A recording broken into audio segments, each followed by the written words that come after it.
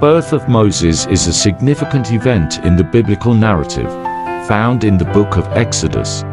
Here are the key details about Moses' birth, his parents and his brothers. Moses' parents. Moses was born to an Israelite family descended from Levi. His parents were Amram and Jochebed, both from the tribe of Levi. Amram was the son of Kohath, son of Levi. Biblical reference, Exodus 6:16-20. The brothers of Moses.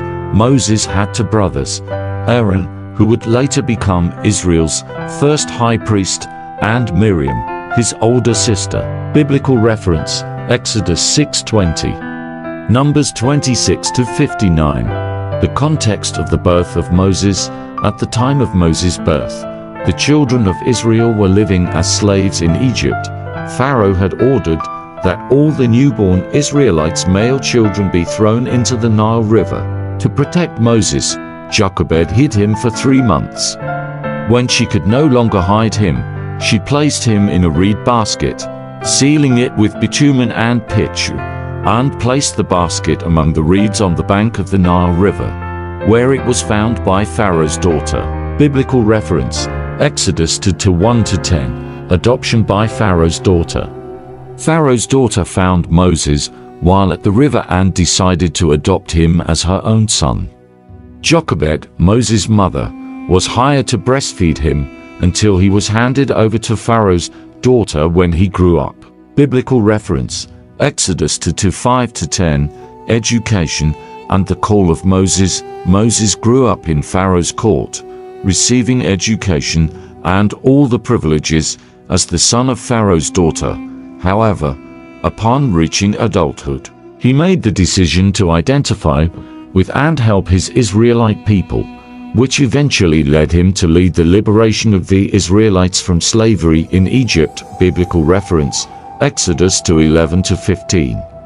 Acts 7:20-22. Meaning, the birth of Moses not only triggered a series of events that would change the course of the history of the people of Israel, but it also symbolizes God's providence and intervention in the protection of his chosen people, preparing Moses from birth for a mission of great importance. The Bible does not provide many specific details about how Amram and Jochebed, Moses' parents, met. However, we can understand it from broader contexts of Israelite tradition and genealogy. Amram and Jochebed were both descendants of Levi, one of the 12 sons of Jacob, Israel. Levi had 3 sons, Gershon, Kohath and Merari. Amram was of the lineage of Kohath. The book of Exodus mentions that Amram married Jochebed, who was the daughter of Levi. Jochebed was therefore an aunt of Amram, which was an acceptable and common practice in ancient times among the Israelites to maintain the family line. Amram and Jochebed had 3 sons. The older sister, who played an important role in caring for Moses when he was placed in the basket in the Nile River and later as a prophetess during the crossing of the Red Sea. Moses' older brother, who became Israel's first high priest and helped Moses lead the Israelites. The youngest of 3 sons, who became the great leader and liberator of the Israelites from Egypt. Jochebed is mentioned especially in the context of Moses' birth, where her courage and faith are highlighted. She hid Moses for 3 months to protect him from Pharaoh's decree and then placed him in a basket in the Nile River, trusting in God's providence to save her son. Although the Bible does not provide specific details about how Amram and Jochebed met and married, we understand that they were both from the tribe of Levi and followed the family practices of their time. Their union resulted in 3 sons who played significant roles in Israel's history, especially Moses, who led the liberation of the Israelites from slavery in Egypt. The oppression of the Hebrews in Egypt is one of the central themes in the book of Exodus in the Bible, according to the biblical narrative. After the death of Joseph, who had achieved a prominent position in Egypt, a new pharaoh came to power who did not know Joseph. This pharaoh began to fear the growth and prosperity of the Hebrews, fearing that they might ally with Egypt's enemies in case of war.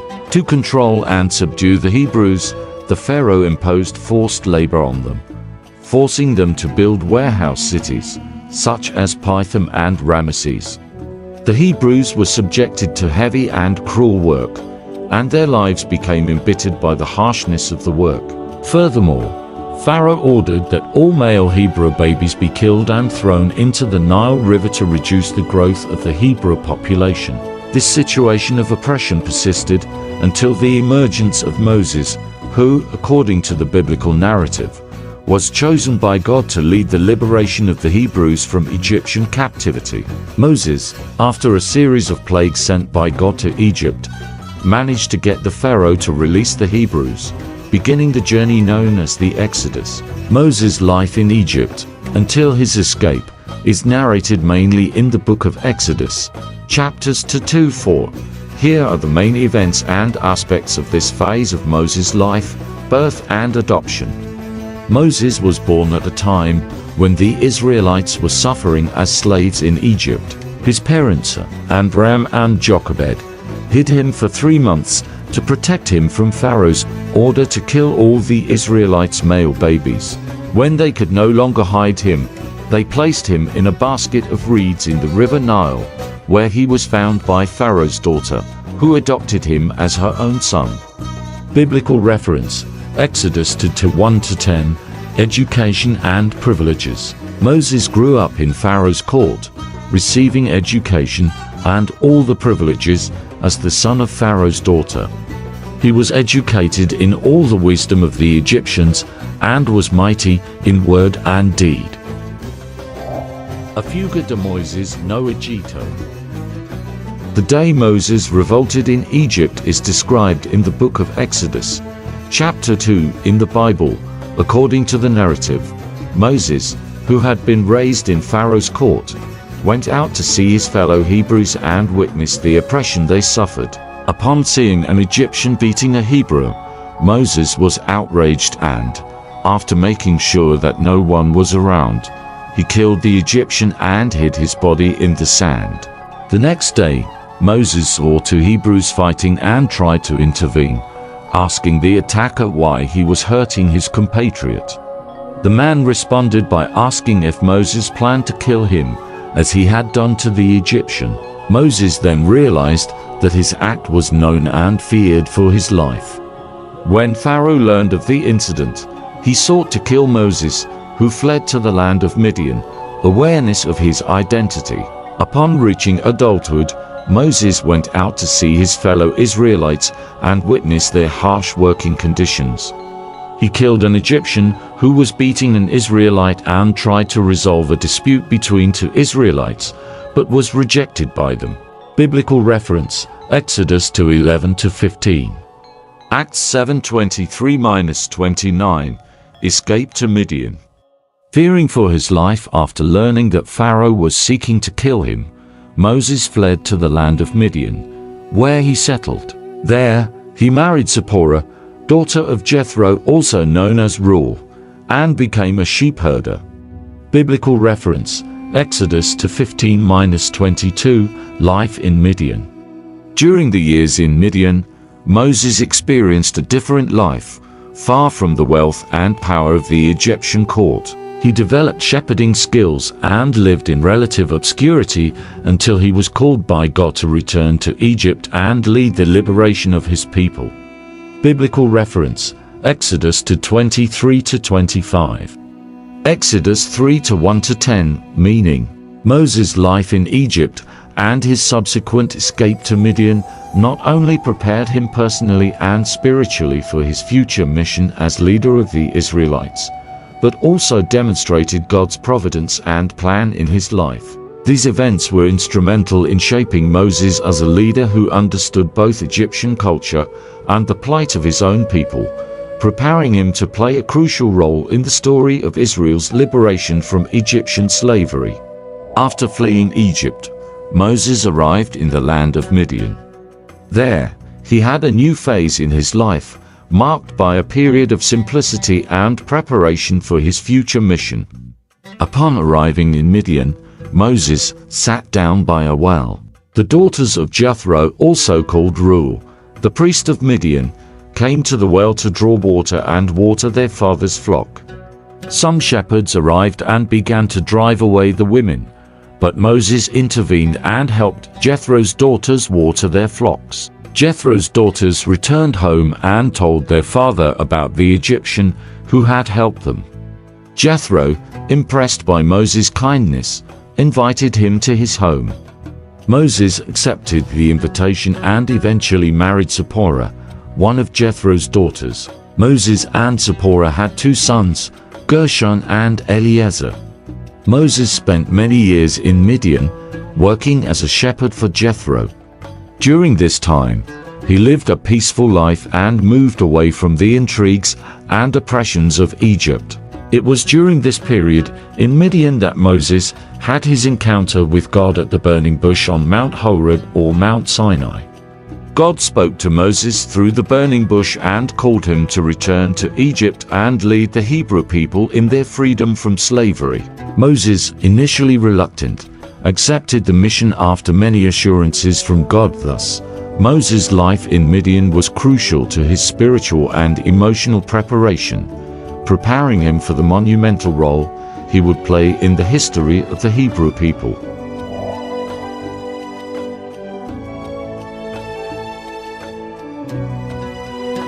God speaks for the first time to Moses.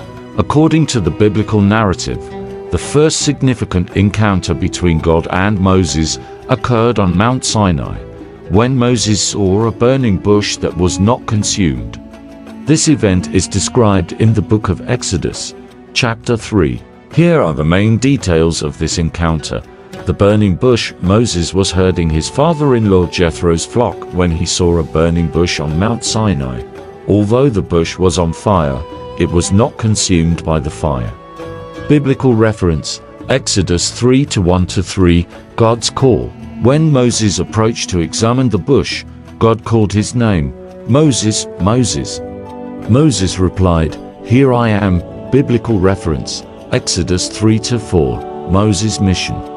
God revealed to Moses that he had heard the cry of the children of Israel in Egypt and was aware of their distress.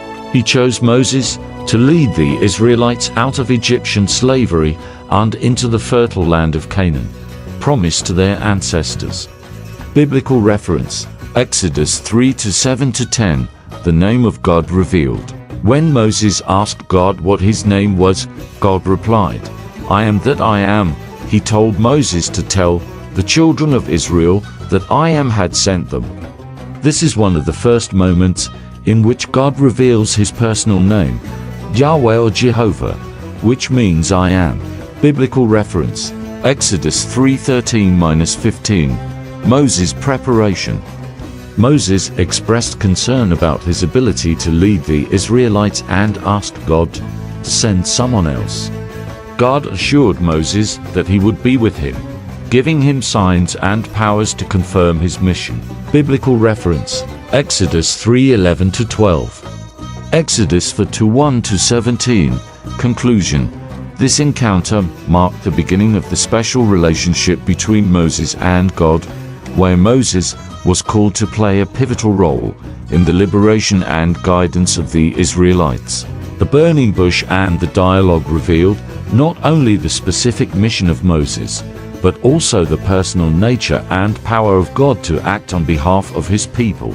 After speaking with God at the burning bush, Moses received the mission to free the Hebrews from slavery in Egypt. God provided Moses with signs and miracles to convince Pharaoh and the Hebrew people of his divine authority. Moses' first reaction was hesitation and doubt, especially because he considered himself inadequate due to his difficulty speaking. God then appointed Aaron, Moses' brother, as his spokesman. Moses and Aaron returned to Egypt and gathered the elders of the Hebrews, showing them the signs that God had given. The elders believed and fell down in worship. Moses and Aaron then went to Pharaoh and asked him to let the Hebrew people go out into the desert to celebrate a festival in honor of God. Pharaoh not only refused the request, but also increased the workload of the Hebrews, ordering them to produce the same amount of bricks without providing the necessary straw. After the Pharaoh's ignorance, God decided to send plagues to Egypt. The 10 plagues of Egypt are a set of disasters that, according to the book of Exodus in the Bible, God sent to Egypt to convince the Pharaoh to free the Israelites from slavery. Here are the detailed pests. 1. Water turned to blood. Moses and Aaron, following God's instruction, touched the waters of the Nile River with the rod, turning it into blood. All the fish died, and the water became unsafe to drink. Biblical reference, Exodus 7:14-24, 2 frogs. God caused frogs to infest all of Egypt, invading houses, rooms, beds, ovens, and kitchen utensils. Biblical reference, Exodus 8:1-15, 3 lice. Aaron reached out with his rod and struck the dust of the ground, which turned into lice. These lice infested people and animals throughout Egypt. Biblical reference, Exodus 8:16-19, 4 flies. God sent swarms of flies over Egypt. Flies invaded Egyptian homes, causing great suffering. The land of Goshen, where the Israelites lived, was spared. Biblical reference, Exodus 8:20-32, 5 cattle plague. A deadly plague affected the Egyptians' livestock, including horses, donkeys, camels, oxen, and sheep. The Israelites' livestock were not affected. Biblical reference, Exodus 9:1-7, 6 ulcers. Moses and Aaron took ashes from a furnace and scattered them in the air before Pharaoh, causing ulcers and sores on people and animals throughout Egypt. Biblical reference, Exodus 9:8-12, 7 hailstorm. God sent a hailstorm, accompanied by thunder and fire, which destroyed crops, trees, and killed people and animals that were outdoors.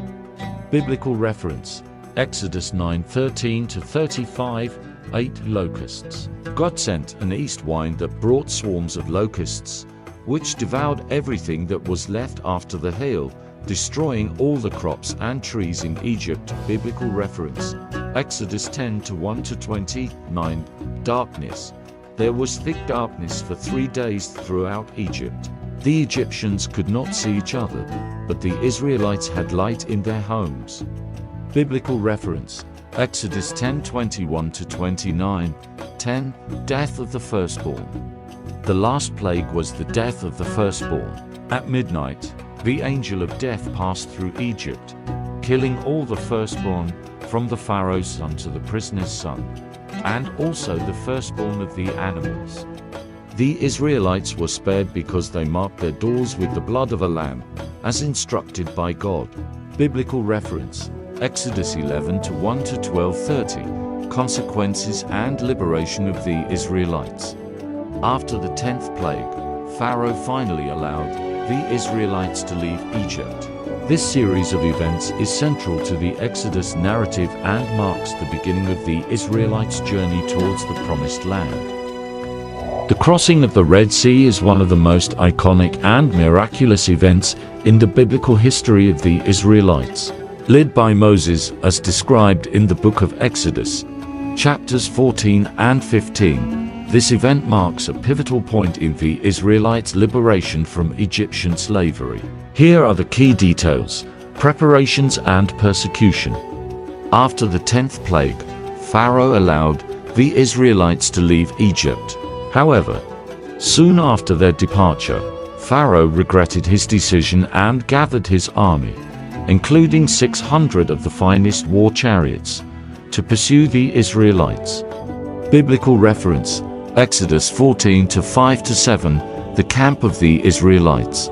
The Israelites, following God's direction, camped near the Red Sea, at a place called Pi-Hahiroth, between Migdal and the sea, opposite Baal-Zephon. Biblical reference, Exodus 14:1-2, the people's panic.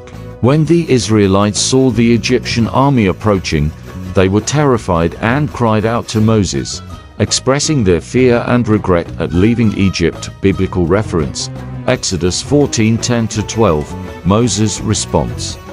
Moses reassured the people, telling them not to fear and to trust in God. He said, "Do not be afraid. Stand still and see the deliverance of the Lord, which he will bring about for you today. For the Egyptians whom you saw today, you will never see again. The Lord will fight for you, and you will be silent." Exodus 14:13-14. The miracle of the Red Sea. God instructed Moses to lift his rod and stretch out his hand over the sea to divide it, allowing the Israelites to pass through on dry land. During the night, a strong east wind blew, parting the waters and creating a dry path across the sea, with the waters forming a wall to the right and left. Biblical reference: Exodus 14:15-22, the crossing. The Israelites crossed the Red Sea safely. The Egyptian army pursued them along the open path into the sea. Biblical reference: Exodus 14:22-23, the destruction of the Egyptians. When all the Israelites were safe on the other side, God commanded Moses to stretch out his hand over the sea again. The waters returned to their place, covering and destroying the entire Egyptian army, including chariots and horsemen. None of the Egyptians survived.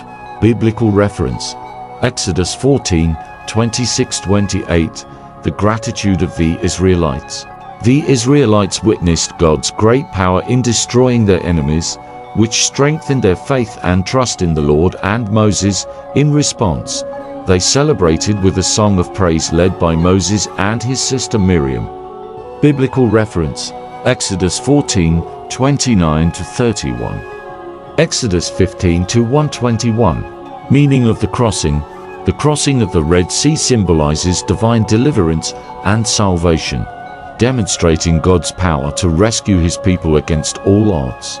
This event is commemorated in Jewish and Christian history as an example of God's miraculous intervention on behalf of those who trust in him. After crossing the Red Sea, the people of Israel walked through the desert for 3 days without finding water. When they finally reached Merah, they discovered that the water there was bitter and unsafe to drink. The people began to murmur against Moses, questioning what they were going to drink. Moses cried out to God for help, and God showed him a piece of wood or tree. Moses threw the piece of wood into the waters of Merah, and the waters became sweet and drinkable. The experience in Merah tested the faith and trust of the people of Israel in God and Moses. Although they initially murmured, God's solution reaffirmed his continued presence and care. This was one of the first miracles that God performed for the Israelites after crossing the Red Sea, demonstrating that he would continue to care for their needs. After purifying the waters, God gave the people of Israel statutes and regulations and tested them there. He promised that if they obeyed his commandments and followed his instructions, he would not bring upon them any of the diseases that he brought upon the Egyptians, for he was the Lord who healed them. Marah symbolizes a place of transformation, where God transformed a bitter situation into a demonstration of his provision and power.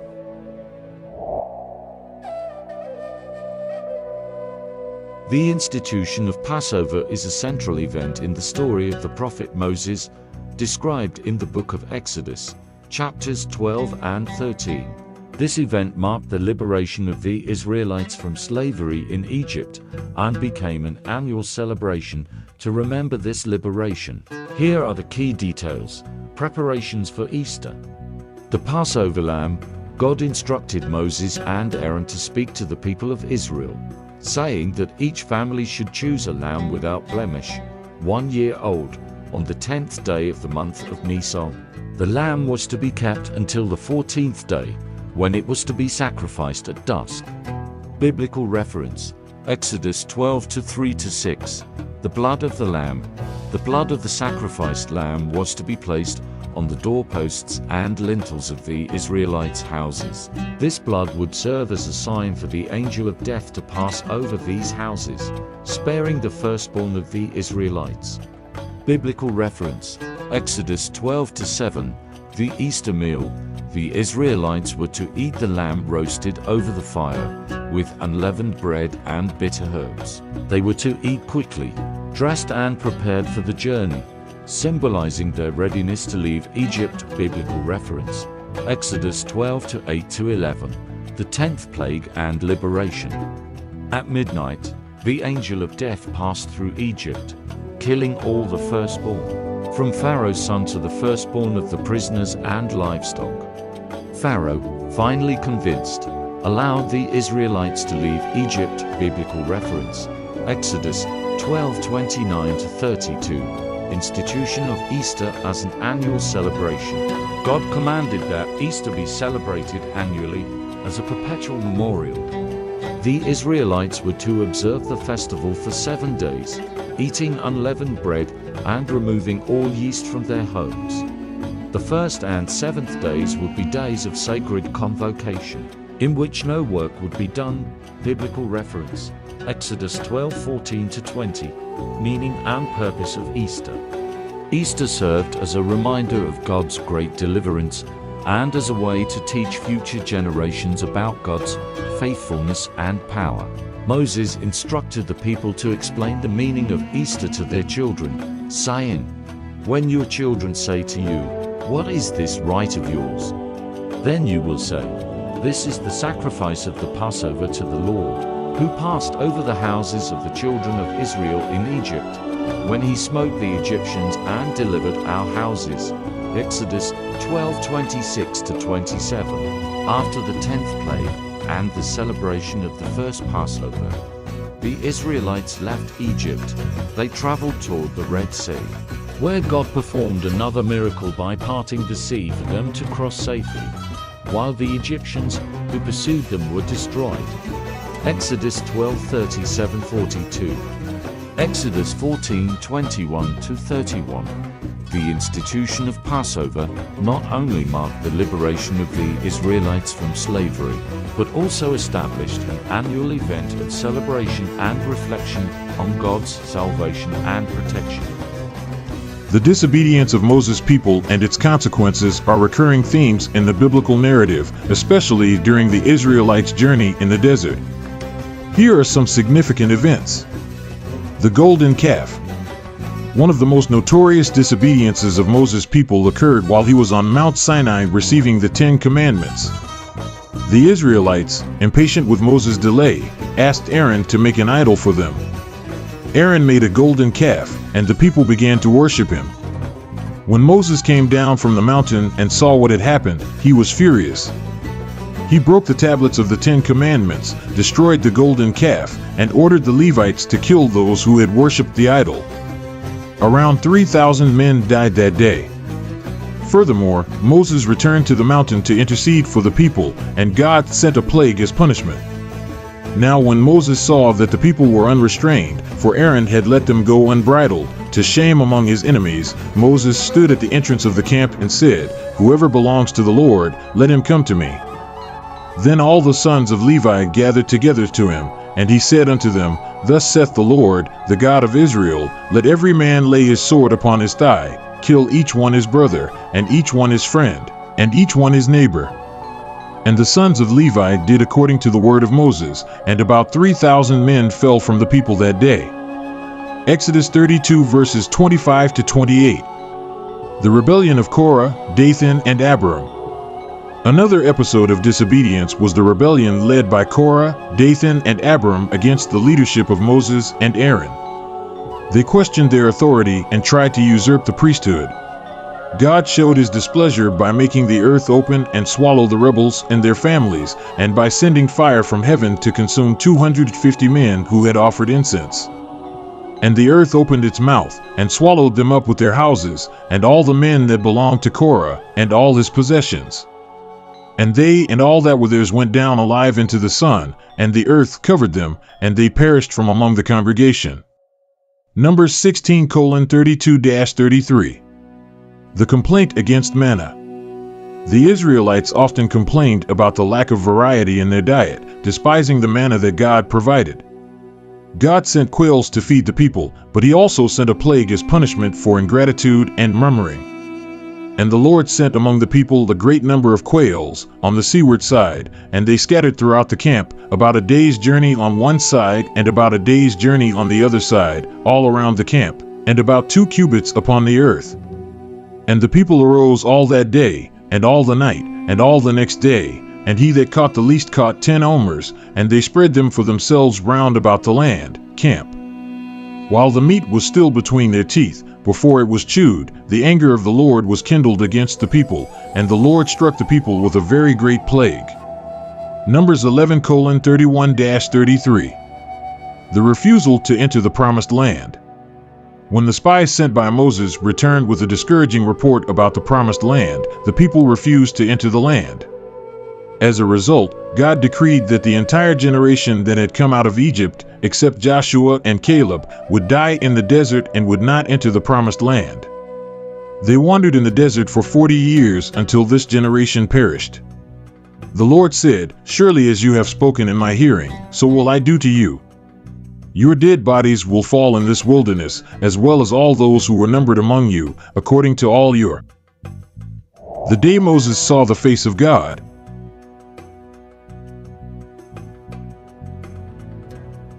The story of Moses' intimate encounter with God is told in the book of Exodus, chapter 33, as I mentioned previously. However, it is important to clarify that, according to the biblical text, Moses did not literally see the face of God.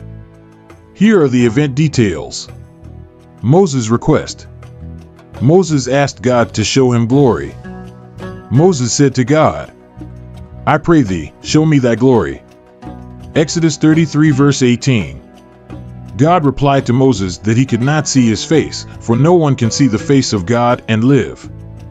God said, "I will make all my goodness pass before you, and I will proclaim the name of the Lord before you, and I will have mercy on whom I will have mercy, and I will have compassion on whom I will have compassion." And I said further, "You will not be able to see my face, for no man will see my face and live." Exodus 33 verses 19-20. God instructed Moses to stand in a cleft in the rock. God would cover Moses with his hand as he passed by, and then remove his hand so that Moses could see his back, but not his face. God said, "And the Lord said, Behold a place by me, here thou shalt stand upon the rock. And it shall come to pass, when my glory passes away, that I will set thee in a cleft of the rock, and will cover thee with my hand, until I have passed over. And when I remove my hand, you will see my back." Exodus 33 verses 21-23. After this encounter, Moses came down from Mount Sinai with the new tablets of the law. Moses' face shone brightly because he had spoken to God. This glow was so intense that the Israelites were afraid to approach Moses. Therefore, Moses used a veil to cover his face except when he spoke to God or conveyed his words to the people. When Moses came down from Mount Sinai, having in his hands the 2 tables of testimony, even when he came down from the mountain, Moses did not know that the skin of his face shone, because God had spoken to him. So when Aaron and all the children of Israel saw Moses, and behold, the skin of his face shone, and they were afraid to go. The 10 Commandments are a fundamental set of laws that were handed down by God to the people of Israel through Moses. These commandments are described in the book of Exodus, chapters 19 and 20, and the book of Deuteronomy, chapter 5. Here is a summary of the events that led to the creation of the 10 Commandments. Arrival at Mount Sinai. After leaving Egypt and crossing the Red Sea, the Israelites arrived in the Sinai desert and camped at the foot of the mountain. God called Moses to the mountain and made a covenant with the people of Israel, promising to be their God if they obeyed his laws. Preparation of the people. God instructed Moses to prepare the people to receive his revelation. The Israelites had to purify themselves and abstain from certain activities for 3 days.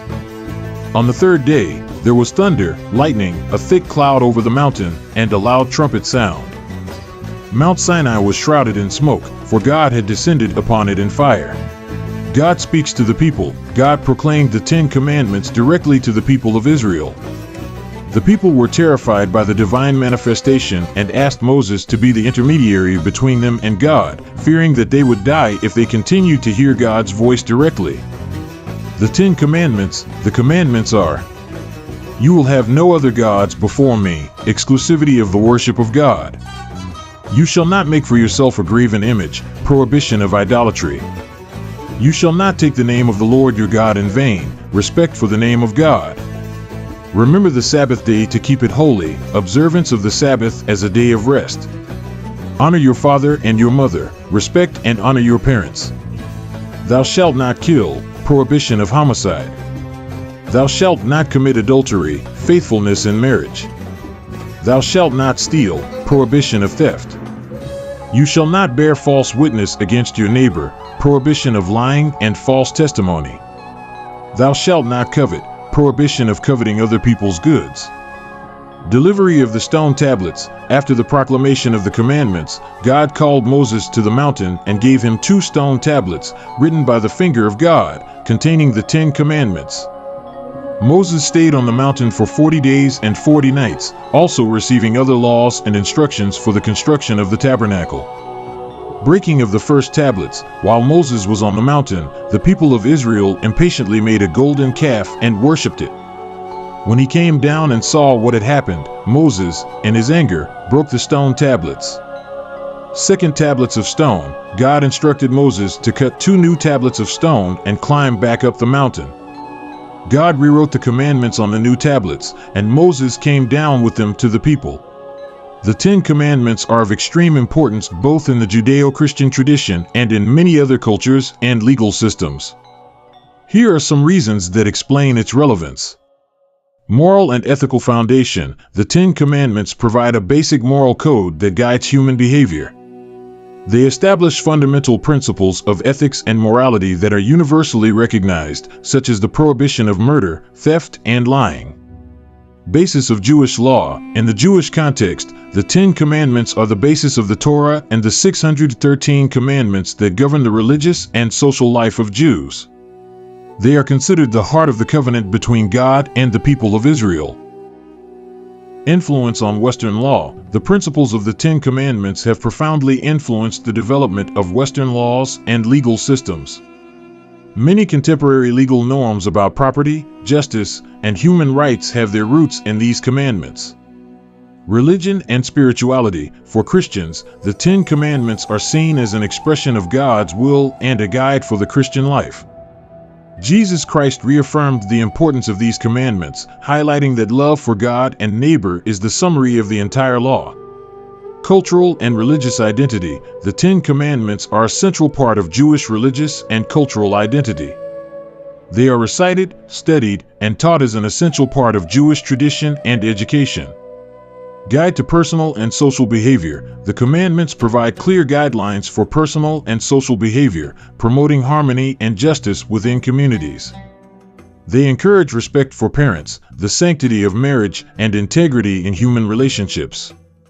Spiritual symbolism. The 10 Commandments symbolize the covenant between God and the people of Israel. They represent the commitment to obey God and live according to His precepts. Universality of values. Despite their religious origin, the values embodied in the 10 Commandments have a universal appeal. They promote human dignity, justice, and peace, and are recognized as fundamental ethical principles by people of different beliefs and cultures. Moral education. The 10 Commandments are often used in moral and religious education to teach essential values to children and young people. They are seen as a starting point for understanding broader concepts of ethics and morality.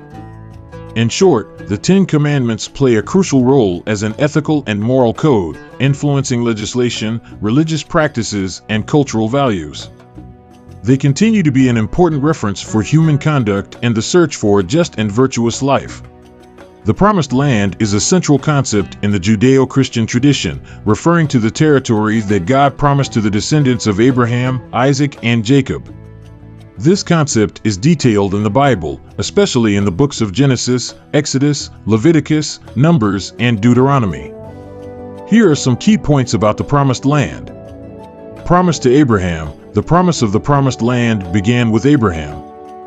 God promised Abraham that his descendants would inherit a land that flows with milk and honey, Genesis 12 verses 1-7, 15:18-21. This land is often identified as Canaan, which roughly corresponds to the territory of present-day Israel, Palestine, Jordan, and parts of Lebanon and Syria.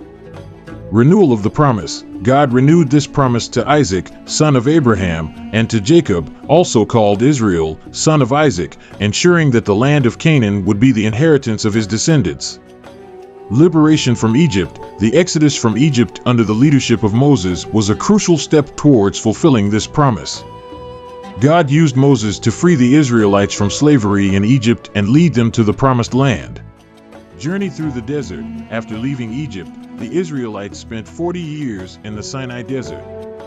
During this period, they faced several trials and challenges, including a lack of faith and obedience that resulted in the adult generation, with the exception of Joshua and Caleb, being prevented from entering the Promised Land. Entry into the Promised Land. Under the leadership of Joshua, Moses' successor, the Israelites finally crossed the Jordan River and began to conquer Canaan. The city of Jericho was the first great victory. The book of Joshua narrates the conquest and division of territory among the 12 tribes of Israel.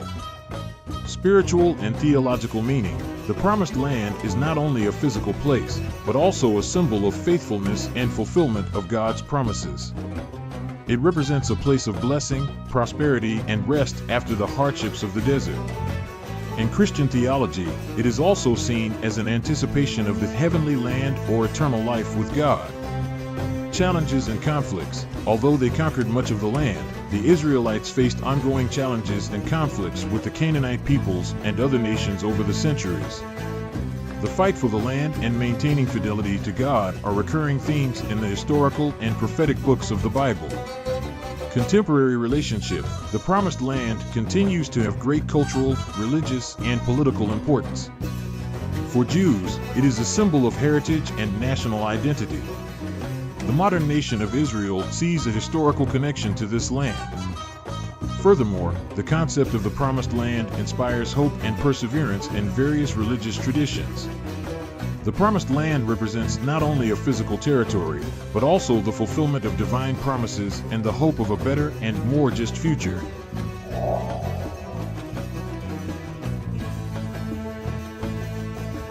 The death of Moses is a significant event in the Bible, primarily narrated in the book of Deuteronomy, chapter 34.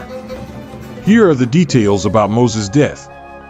Moses led the Israelites for 40 years in the desert, from the exit from Egypt to the edge of the Promised Land, Canaan. Because of a previous incident in which Moses disobeyed God's instructions by striking the rock to draw water instead of speaking to it, God told him that he would not enter the Promised Land. God instructed Moses to climb Mount Nebo on the summit of Pisgah, which is opposite Jericho, to see the Promised Land. From there he could see all the land of Gilead as far as Dan, all of Naphtali, the land of Ephraim and Manasseh, all the land of Judah as far as the western sea, the Negeb and the plain of the valley of Jericho, the city of palm trees, as far as to Jok.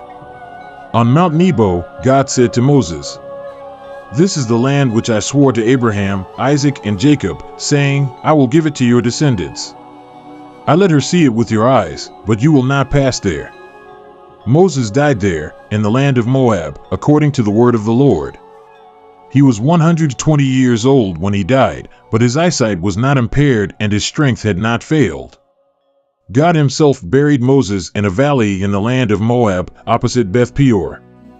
To this day, no one knows his exact burial place. The Israelites wept for Moses in the fields of Moab for 30 days, until the days of weeping and mourning for Moses were completed.